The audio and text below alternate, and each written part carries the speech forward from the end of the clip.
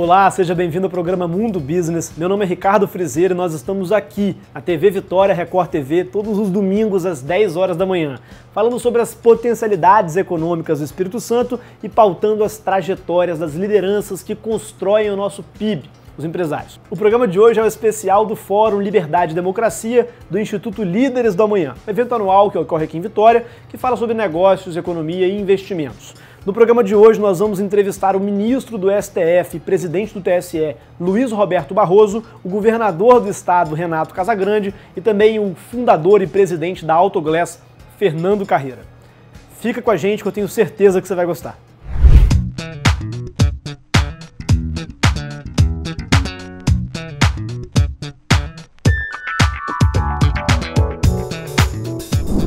Hoje meu convidado é o ministro do STF, Luiz Roberto Barroso, que está aqui em Vitória pela ocasião do Fórum Liberdade e Democracia do Instituto Líderes do Amanhã.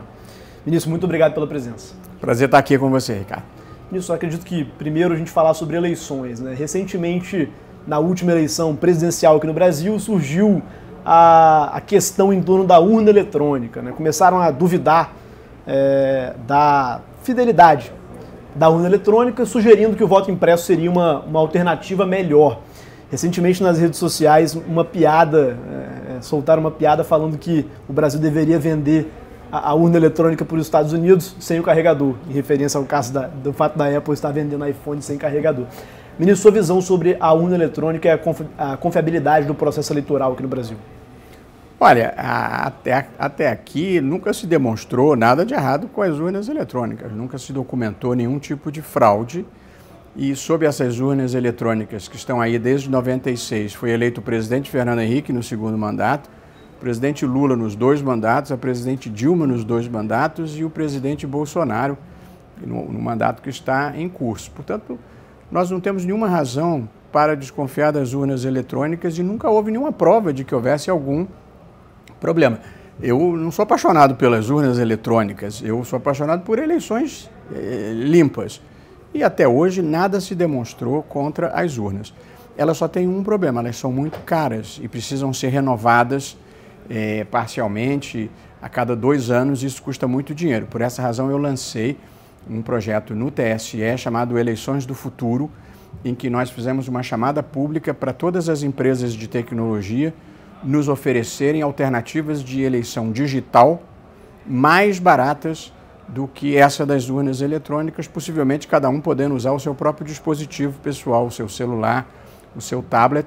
Elas todas vão fazer os seus testes agora em simulações durante as eleições de 15 de novembro e vão apresentar para o TSE as propostas de um novo modelo. Ao receber essas propostas, eu vou me reunir com o ministro Luiz Edson Fachin, que é o meu vice-presidente, e com o ministro Alexandre de Moraes, que são os próximos presidentes do TSE, que vão ser responsáveis pelas próximas eleições, e vamos ver se algum desses modelos propostos é melhor do que o que nós temos. Se for, nós vamos por esse caminho, porque as urnas são confiáveis até aqui, sempre se mostraram, mas custam muito caro. Perfeito. Até porque esse modelo de urnas tem evitado, inclusive, como a gente está vendo agora nas eleições americanas, o risco de judicialização. Na área que você tem um resultado muito mais rápido, um resultado que até o momento se provou muito mais confiável, então você evita judicializar uma eleição presidencial e todos os efeitos sociais futuros que isso pode gerar, né? Foi essa a posição do Supremo quando se manifestou contra o voto impresso, porque ele poderia trazer uma grande judicialização, as pessoas iam, todo mundo que perde acha que teve algum problema dos outros e não da sua campanha. E, portanto, ia toda hora ter pedido de conferência do voto impresso com o que está nas urnas. Eu gosto de lembrar que fraudes havia no tempo do voto impresso, do voto manual. Aí você tinha fraude na contagem, fraude no lançamento do mapa, tinha grande judicialização, todo mundo se queixava. Com as urnas eletrônicas isso não acontece. Portanto, você voltar ao voto manual impresso é mais ou menos como na era do streaming você comprar um videocassete e querer subsidiar as locadoras para voltarem a vender aqueles rolos de VHS. Perfeito. Ministro, o assunto aqui do fórum é liberdade, naturalmente, a gente fala muito de tamanho do Estado, né? O Brasil tem um judiciário que gasta muito proporcionalmente ao PIB, né? Quase 10 vezes mais em relação ao PIB, eu não estou falando de números absolutos, mas quase 10 vezes mais do que os Estados Unidos, aproximadamente 1,3% do PIB, é o dado mais recente do CNJ. A sua visão sobre o tamanho do Estado e do judiciário aqui, quando a gente fala tamanho, a gente está falando de custos, naturalmente, né?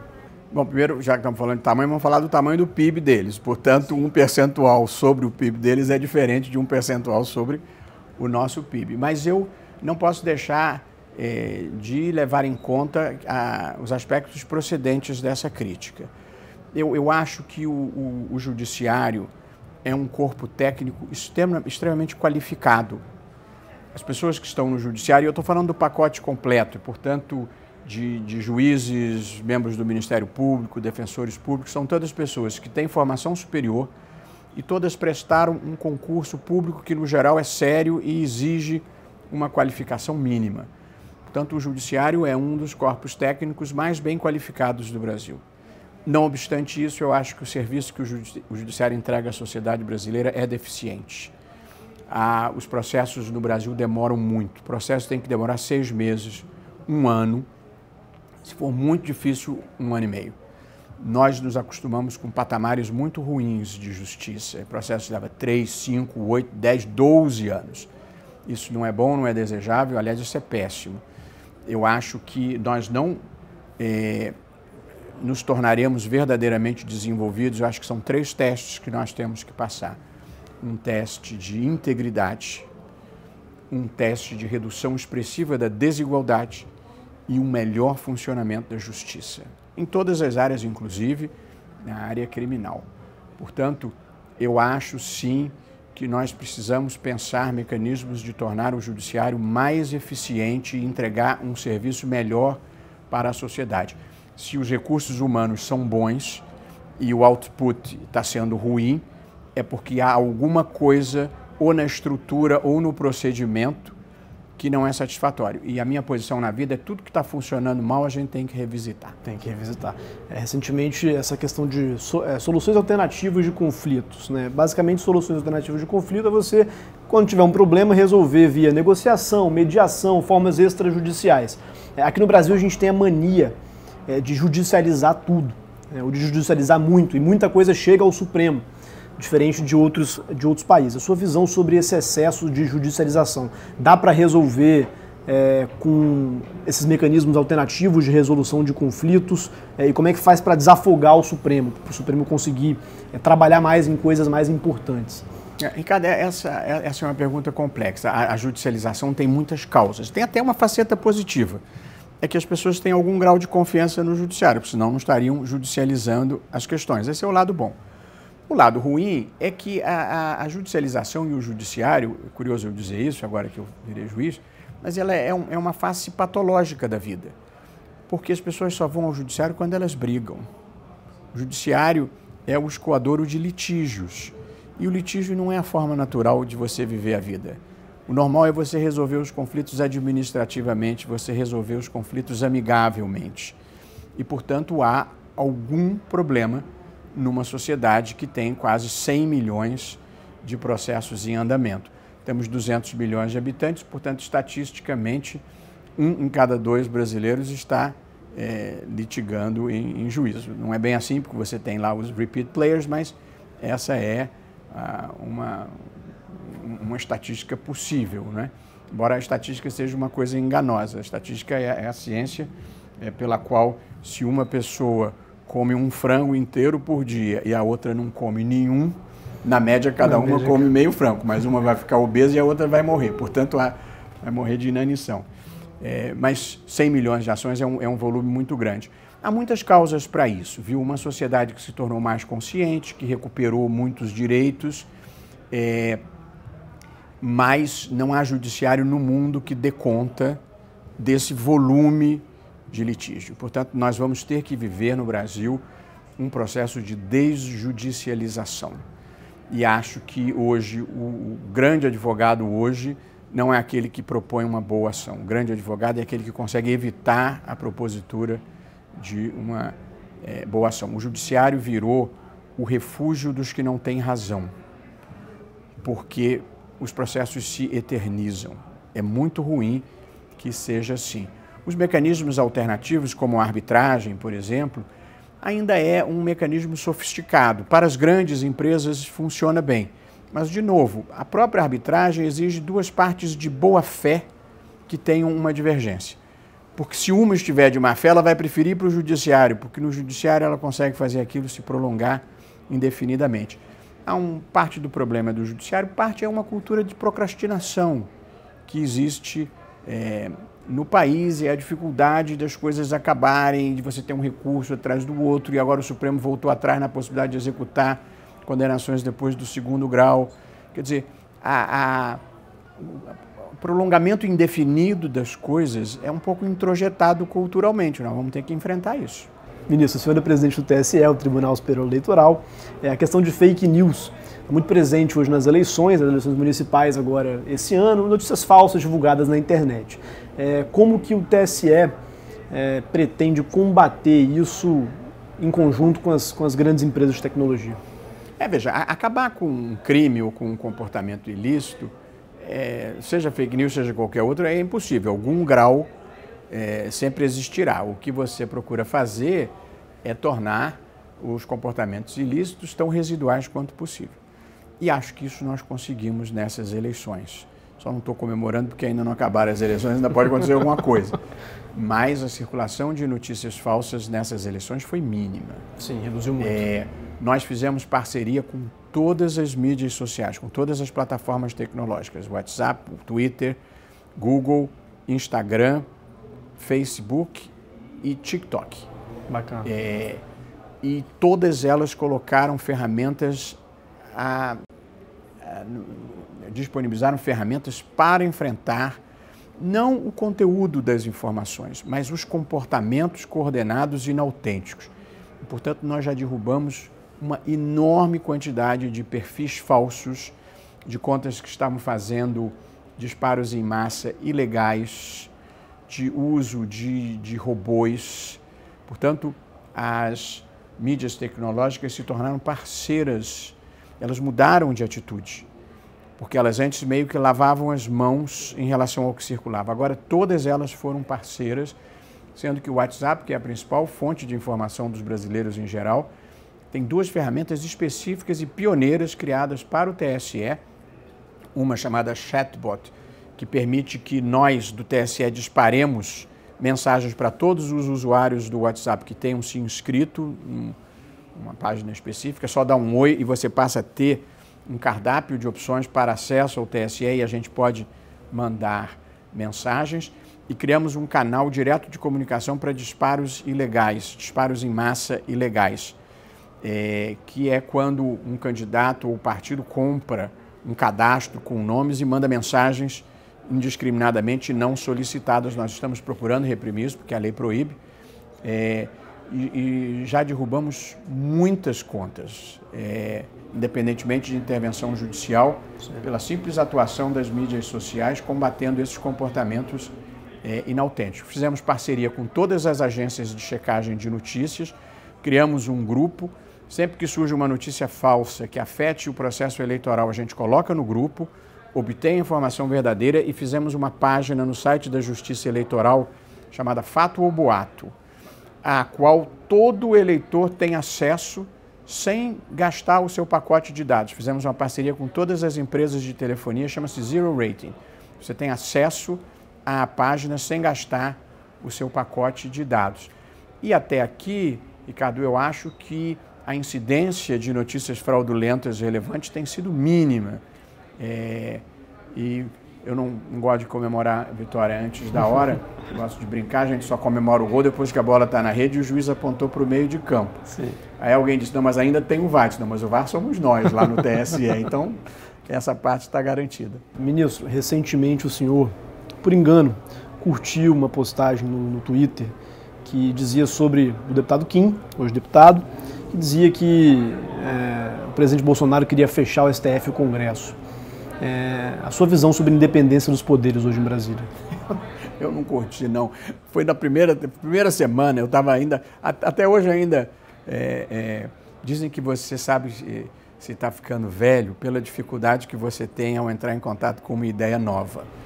Portanto, eu faço muita força para me adaptar às modernidades e estar sintonizado com o meu tempo e com o tempo dos meus filhos, que são jovens. Mas ali foi uma fatalidade que eu nem me dei conta, só fiquei sabendo depois que teve a repercussão. Veja, a separação de poderes é um dos pilares das democracias constitucionais.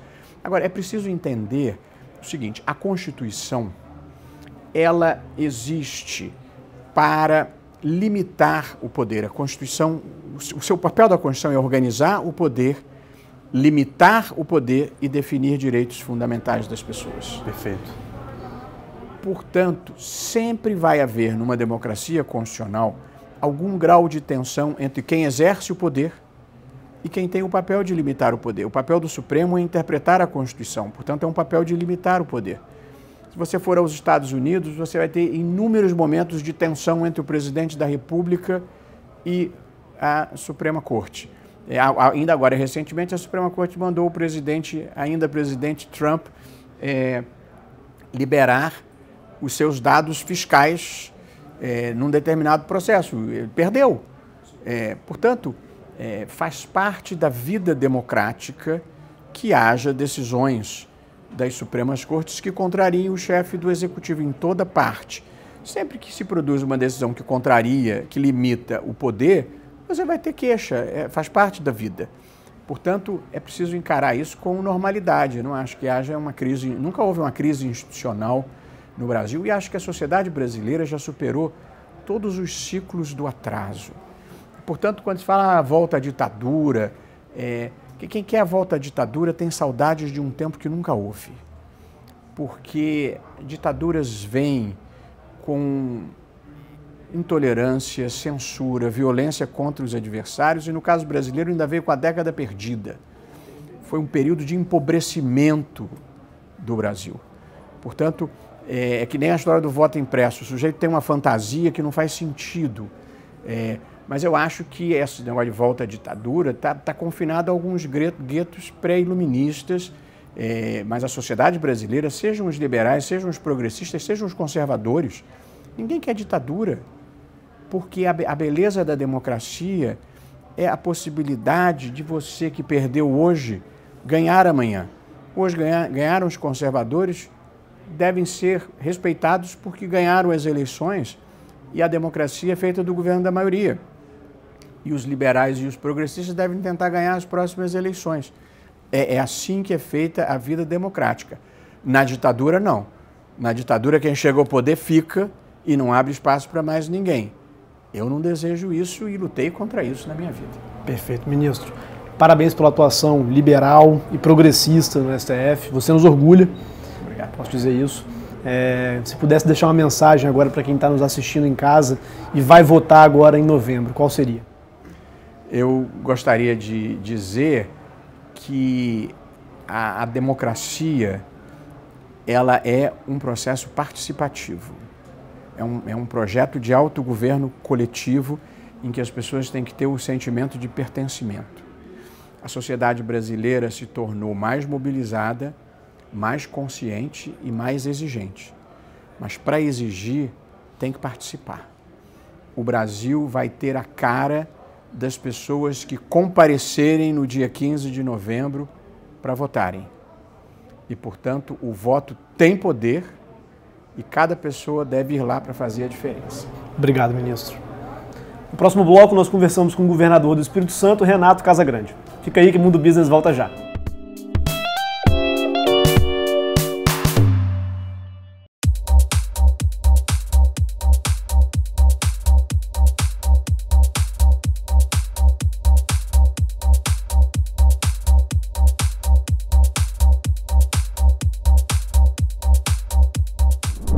Estamos de volta em Mundo Business, agora com o governador do Espírito Santo, Renato Casagrande. Governador, muito obrigado pela presença. Obrigado a você, é uma alegria estar junto com vocês aqui nesse programa novo de vocês. Governador, acho que uma grande dúvida para quem assiste a gente é com relação aos efeitos, impactos econômicos do Covid aqui no Espírito Santo. Primeiro, como é que foi o gabinete de crise ali para resolver essa situação, tanto do ponto de vista sanitário quanto do ponto de vista econômico. Quais foram os impactos que o Espírito Santo sofreu mais fortemente por conta do Covid? E você falou aqui no evento de um plano de retomada. Qual é a iniciativa que o governo do estado está tomando para apoiar os negócios e levar a economia capixaba para frente nesse pós-crise, nessa retomada? Olha, Ricardo, o impacto é grande. Ainda é. Foi e é. Porque assim, muita gente perdeu o emprego. Muitos pequenos negócios tiveram que fechar as portas, tá certo? Alguns setores avançaram. O setor de alimento, por exemplo, avançou. O setor de material de construção avançou.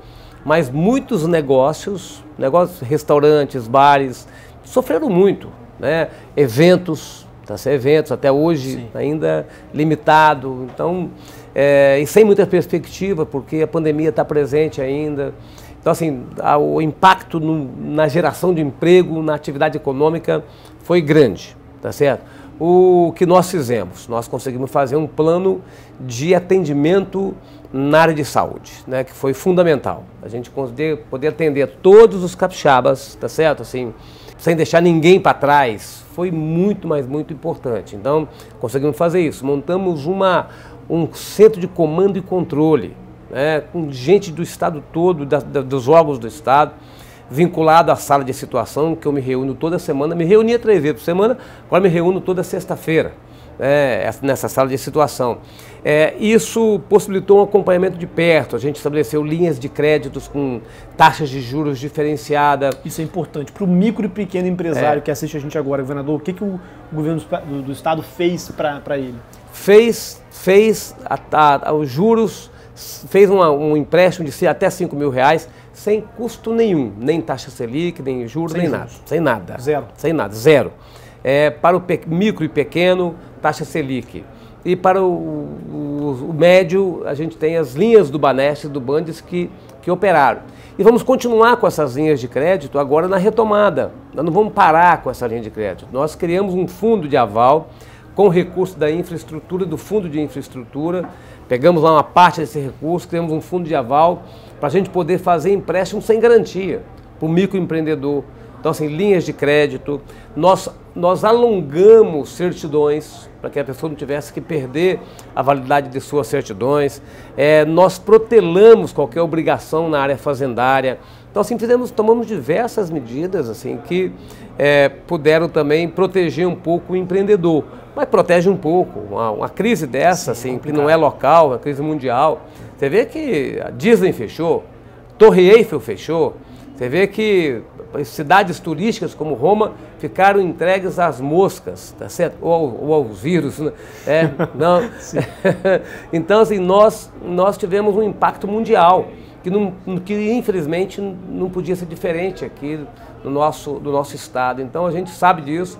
A gente sabe que a gente vai ter que continuar apoiando essas pessoas para que elas possam retomar efetivamente e tem disposição do governo para que a gente possa fazer isso. Ao mesmo tempo, nós fizemos um plano junto com os municípios de apoio na área social. Cesta básica, o Espírito Santo Solidário. Cesta básica, a gente repassou mais recursos para o Fundo de Assistência Social de cada município, para que eles pudessem comprar a cesta básica, para que pudessem dar um apoio com kit higiene, kit limpeza às famílias. Então, fizemos aquilo que estava ao nosso alcance, mas eu tenho certeza que não foi o suficiente para fazer frente a essa realidade. O governo federal também tomou medidas importantes. O auxílio emergencial foi muito importante, tá certo? Ajudou a sobrevivência de muitos brasileiros nessa hora de total depressão que a gente está vivendo. Na sua fala aqui no Fórum do Líderes, você falou bastante sobre investimentos, né? Mais especificamente sobre as PPPs. PPP, para quem não sabe, é parceria público-privada. É quando o governo se junta a algum ente privado para fazer um investimento. Como é que você enxerga a importância das parcerias público-privadas, do governo se juntar com as empresas e com a iniciativa privada para ajudar a desenvolver o Estado? Tem dado muito certo para nós aqui no Espírito Santo. Nós fizemos a primeira em 2012, no meu primeiro governo. Depois, em 2016, outra. Serra, Vila Velha e agora 2020, Cariacica. Então isso, na primeira foi R$ 1.2 bilhões, com a correção vai ser mais, de investimento de operação. Na segunda 1 bilhão e 600, também no valor de 2016, e agora 1 bilhão 350. Então, isso, assim... No global isso é quanto, governador? Isso dá perto de 3 bilhões e meio de investimento e operação, tá certo? Que aponta para que a gente possa universalizar o saneamento na região metropolitana até 2030, antes da meta da lei do novo marco regulatório de saneamento. E a PPP nos traz dividendos em termos de saneamento porque antecipa investimento, né? A gente consegue, com recurso privado, recebíveis é a conta da companhia de saneamento, então é um investimento seguro para o empresário e é um investimento antecipado nosso, né, público, para melhorar a qualidade de vida, o meio ambiente, né, e a eficácia e a eficiência do nosso Estado. Bacana. Governador, você falou sobre passar o controle da AS Gás. Hoje o Estado do Espírito Santo tem 51% da AS Gás, que é a empresa estatal de gás, e você pretende privatizar a AS Gás. Como é que vai se dar essa privatização? Nós temos hoje na AS Gás 2 sócios, o Governo do Estado e BR Distribuidora, né? Governo com 51, BR Distribuidora com 49.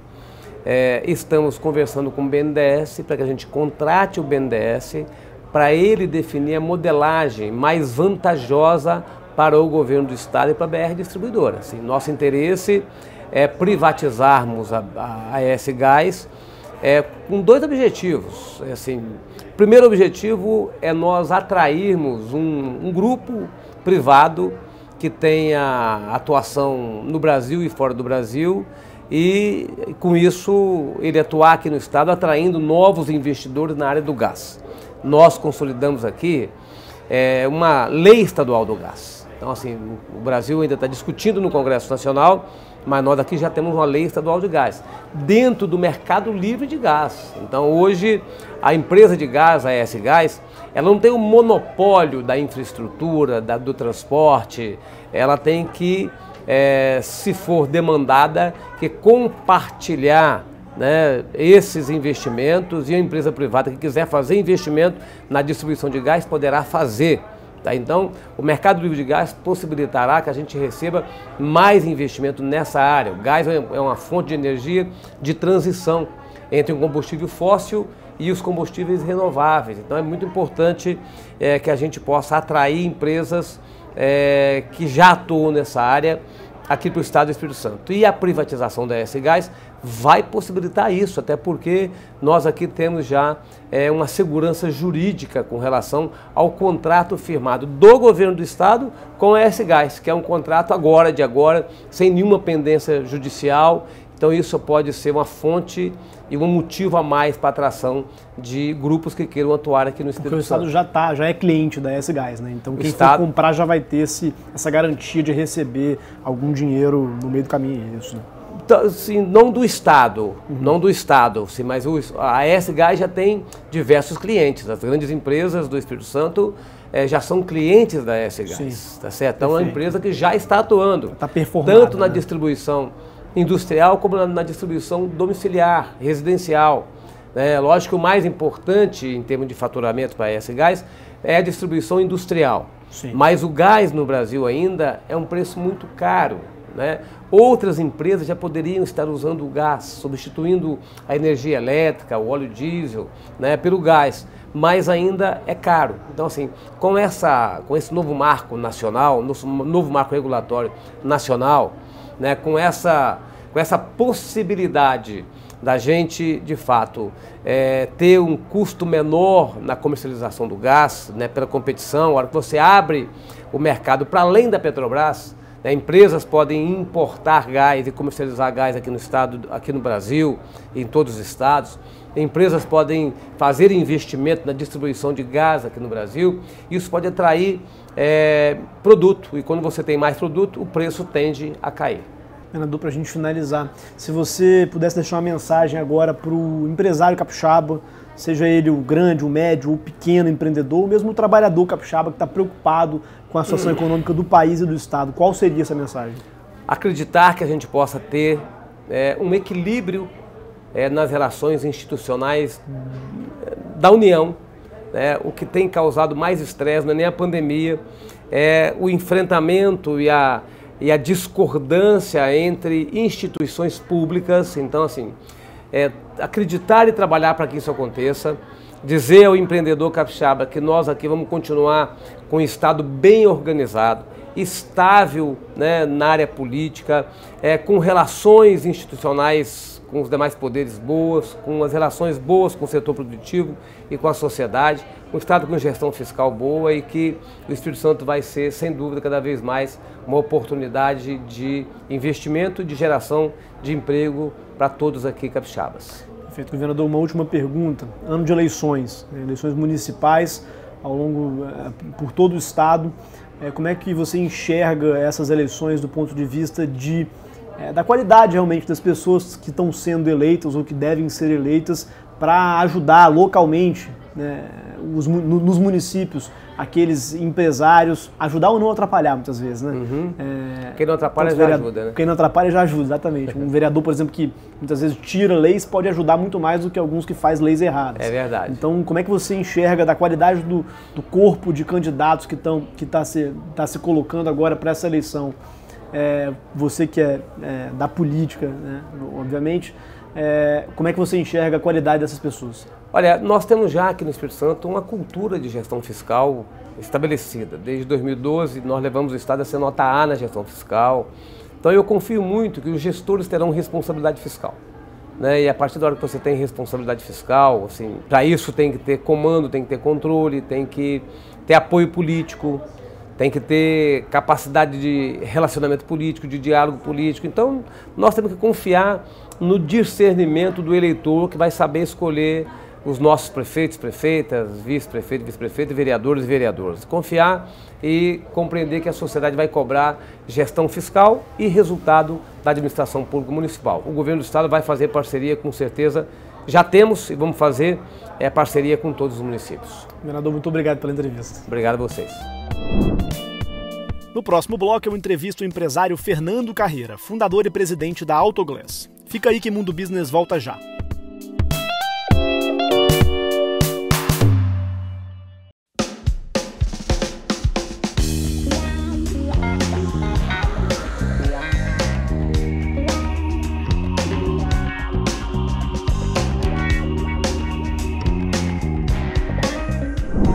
Estamos de volta em Mundo Business, agora com o empresário Fernando Carreira, fundador e presidente da Autoglass. Fernando, muito obrigado pela presença. Eu que agradeço, obrigado pelo convite. Fernando, primeiro, acho bacana falar para o público um pouco da história de vocês, né? Como é que surgiu a Autoglass? A Autoglass foi fundada por mim e pelo meu irmão, mas a família já tem uma tradição muito antiga. O meu pai começou com um negócio similar de vida automotiva na década de 60. Durante muito tempo ele tocou o negócio. Em determinado momento eu e meu irmão trabalhamos um período com ele e em seguida abrimos a Autoglass, já dentro de um contexto um pouco diferente, já dentro de um contexto de prestação de serviços também de gestão. Hoje o que a Autoglass faz e qual é o tamanho da empresa? Quantas lojas, quantos funcionários? Nosso negócio hoje ele é calçado em dois pilares de negócio. Então, daria para dizer que são duas empresas, na realidade, e não uma só. Um deles é a atividade de comércio, onde nós temos a marca Autoglass, onde você tem as lojas, depósitos, os carros com a logomarca. E temos a atividade de serviços, gestão de serviços, para falar a verdade, para grandes empresas. Normalmente serviços conectados com a atividade de call center e também de tecnologia, com muito uso de tecnologia. Qual o tamanho da empresa hoje? Quantas pessoas empregam?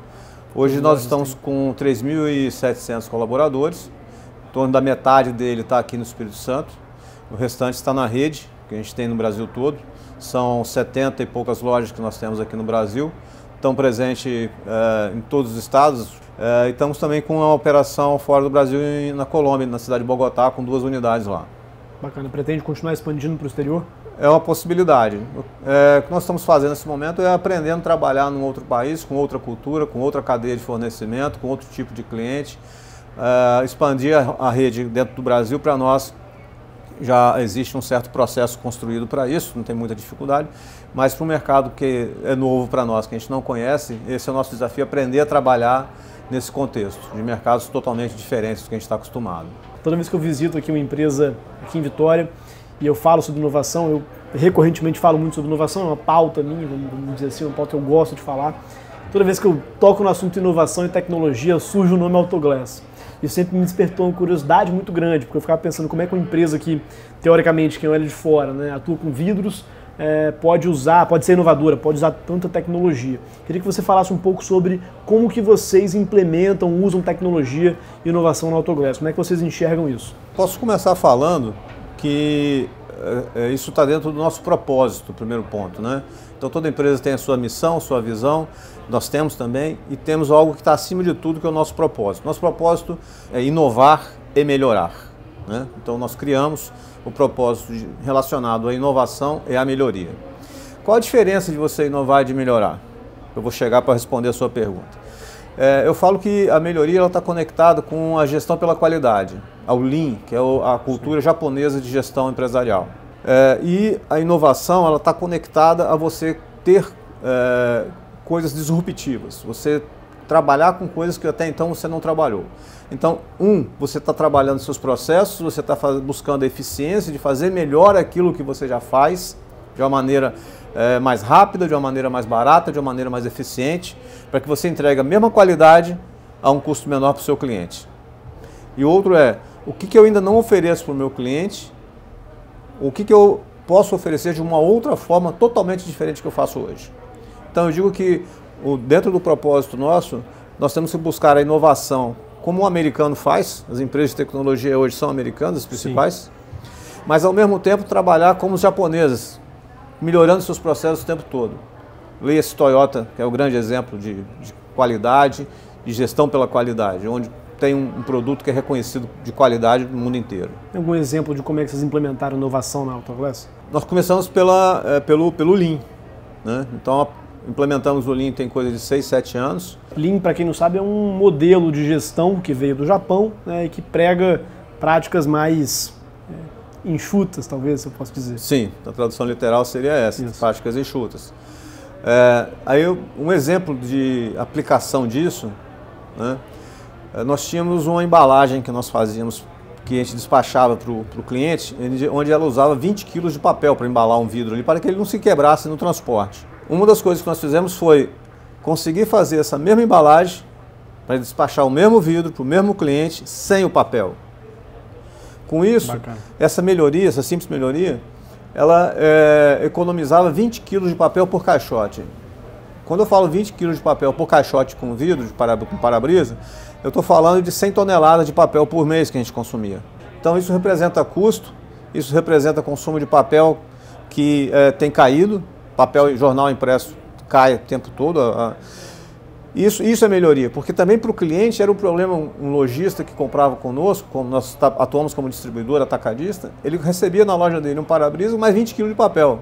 Como é que ele joga fora aquilo? Como ele descarta aquilo? E era um problema para ele.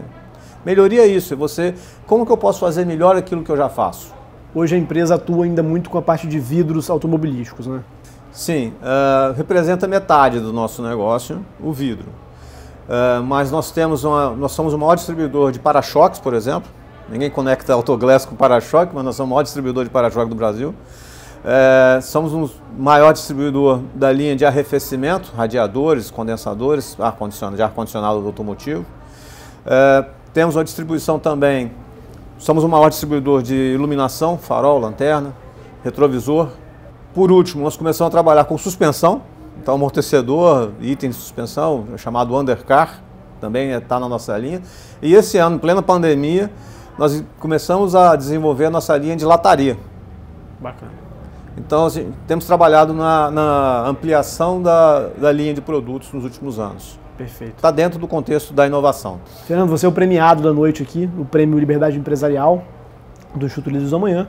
Queria que você falasse para quem está em casa quais são os princípios e valores que te nortearam nessa trajetória e quais são as características que você acha importante um empreendedor manter, preservar no seu ciclo de relacionamentos e para a sua vida. Obviamente, como tudo na vida, muito trabalho, né? Nada cai do céu. Trabalho, determinação, acreditar. Então, crises econômicas a gente tem o tempo todo. Mesmo na crise, não deixe de acreditar. Não deixe de buscar aquilo que você está querendo. Qual é o seu propósito? Aonde você quer chegar? Principalmente isso, aonde você quer chegar. Qual é o seu objetivo? Não se consegue empreender se isso não for muito claro. E isso, o propósito, o objetivo, ele é maior do que o dinheiro. E isso move muito mais as pessoas onde você quer chegar, o que você quer ser, do que a busca pelo dinheiro. Bacana. Minha recomendação seria essa. Fernando, uma liderança que te inspira? São vários, né? Mas alguém que é muito próximo de mim, que é o Ailmer Kepp, meu tio, ele me inspira, assim como outros tios também, pertencentes do grupo Águia Branca, são familiares que com certeza me geram inspiração. Uma empresa que te inspira? Águia Branca. Um princípio não negociável? Ética. A maior vitória? Ela é construída todos os dias. Eu não diria que cada dia é uma vitória diferente. E cada dia é uma grande vitória que se tem quando você trabalha num ambiente conturbado, principalmente como esse ano. Então, passar pelo ano sem muitas sequelas, com certeza foi uma grande vitória. Bacana. E a maior derrota? Minha memória não é muito boa para isso, não. Eu tiro as lições aprendidas do que aconteceu, mas não fico remoendo, eu nem sei te falar qual foi uma grande derrota. Prefiro nem ter esse mindset. Fernando, a virada de chave? Acho que foi uma viagem que eu fiz para a Alemanha, onde eu comecei a observar esse tipo de serviço que depois nós passamos a atuar aqui no Brasil, que é uma gestão junto ao mercado segurador. Se pudesse voltar atrás? Não mudaria nada, não. Perfeito. Fernando, muito obrigado pela entrevista. Obrigado pela oportunidade. Parabéns pela trajetória e pelo prêmio também. Muito obrigado.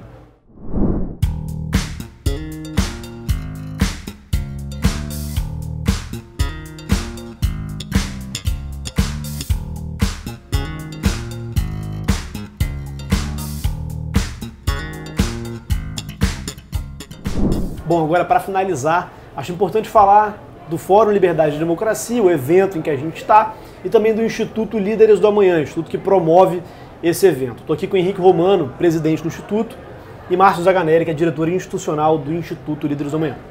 Henrique, primeiro, parabéns pela iniciativa. Fala um pouco para a gente o que é o Instituto Líderes do Amanhã. Obrigado, Ricardo.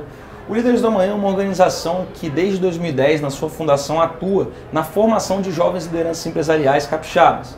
Então, por meio de um ciclo estruturado de formação que leva, em média, 3 anos, os associados desenvolvem suas atividades, que envolvem estudos de livros, são 12 livros estudados por ano, júris simulados, debates, palestras e outras atividades que visam promover o amadurecimento da nossa classe empresarial, ou seja, formar a próxima geração das lideranças empresariais do Espírito Santo. Márcio, agora sobre o Fórum, é a 8ª edição do Fórum Liberdade e Democracia, um evento que sempre movimenta a cidade, traz lideranças de nível nacional e internacional para a Vitória.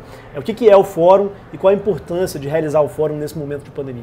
Acho que o primeiro ponto, né, Ricardo, foi fundamental a gente manter a chama acesa, não deixar de realizar o Fórum, fazer ele presencialmente, e contribuir e continuar discutindo ideias que nós, do Instituto Líderes do Amanhã, entendemos que constroem uma sociedade mais próspera. Uma sociedade que tem valores muito claros e muito bem definidos. Nesse ano, nós discutimos sobre livre mercado, um direito humano, baseado em um dos valores do Instituto, que é a economia de mercado. Então, acho que o Fórum transmite, de fato, o nosso objetivo como Instituto de pautar os debates no Espírito Santo e no Brasil.